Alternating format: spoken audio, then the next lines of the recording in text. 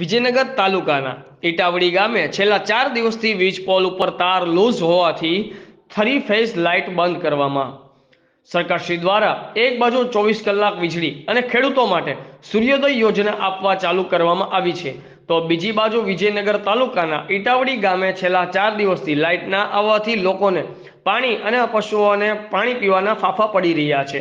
બીજી બાજુ જીવીના લાઇનમેનનો સંપર્ક કરવાથી તેમને જણાવ્યું હતું કે તાલુકા કક્ષાએ લેખિતમાં રજૂઆત કરવા જણાવ્યું।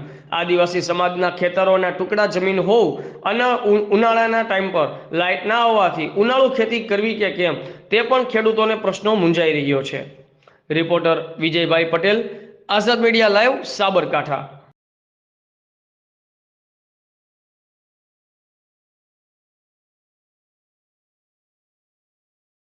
हाँ कल्पेशभाई, आपनी जे अत्यारे वीज कंपनी द्वारा जे वीज पोल नाखवामां आव्यो छे तो केटला दिवसथी लाइट बंध छे तमारे अहींया?